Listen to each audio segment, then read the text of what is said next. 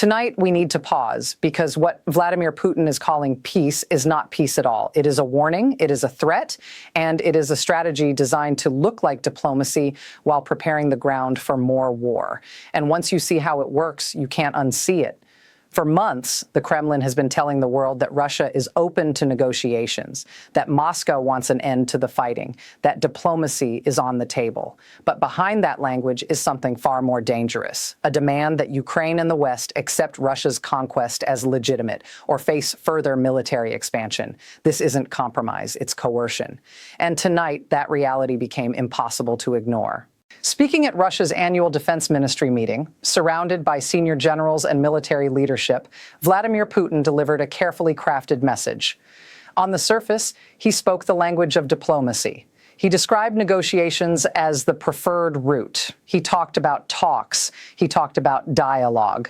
But then came the condition, the part that changes everything. Putin warned that if Ukraine and what he called its foreign patrons do not engage in what he defines as substantive talks, Russia will pursue what he described as the liberation of Russia's so-called historical lands through military means. That phrase, historical lands, is the tell, because historical lands is not a legal term. It is not a defined border. It is not a map. It is a slogan, one that can expand whenever Moscow decides it should. Today it means parts of Ukraine. Tomorrow it could mean somewhere else entirely. And that ambiguity is the weapon.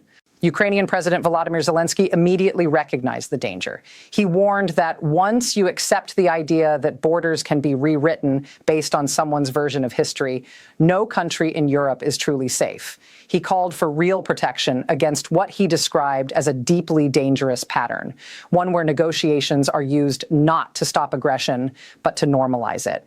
Meanwhile, the diplomatic process itself has been busy, but circular. According to the details you outlined, Putin recently met for roughly 5 hours with U.S. envoy Steve Witkoff and Trump's son-in-law Jared Kushner, following earlier contacts described by Russian officials as useful and constructive. Notice what's missing from those descriptions: progress. There was no breakthrough, no shift in demands, no sign of compromise.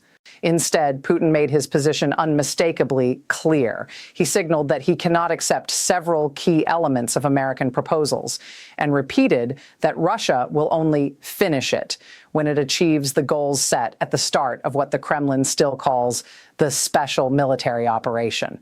That framing matters because finish it doesn't mean negotiate. It means complete conquest.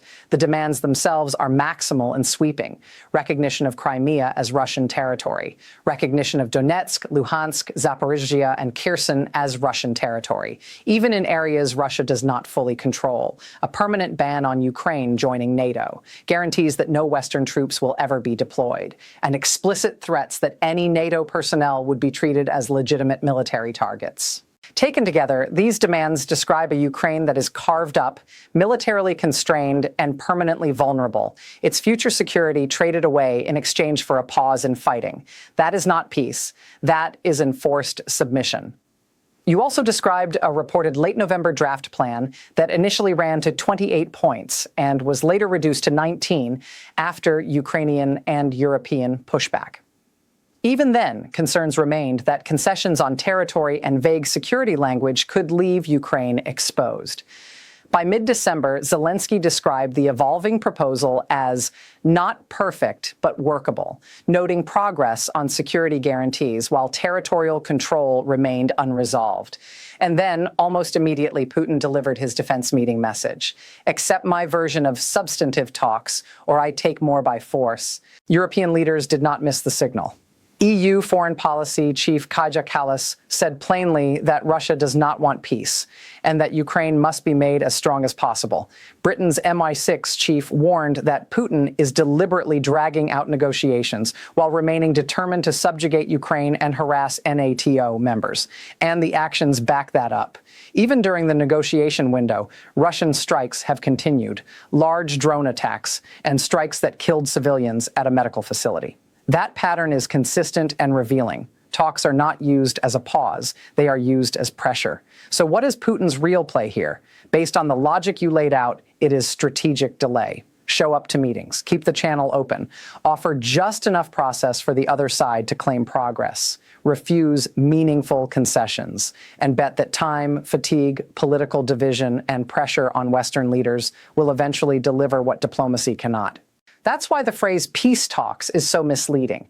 This is not meet in the middle. It is meet me where I demand, with escalation as the alternative. And that brings us to the core issue viewers need to understand tonight. If negotiations are used to legitimize territorial conquest, then a deal does not end the war. It schedules the next one. As this year closes and these talks carry into the next, the most important signal to watch is not the photo ops or the adjectives. Useful, constructive, informative. It is whether Putin's stated conditions change at all. Because based strictly on what we heard tonight, Vladimir Putin is telling the world that if diplomacy does not deliver his outcome, he intends to pursue that same outcome by force. And that is not a roadmap to peace. It is a warning flare that the war can widen in scope unless Ukraine's sovereignty, security guarantees, and territorial reality are treated as non-negotiable facts, not bargaining chips.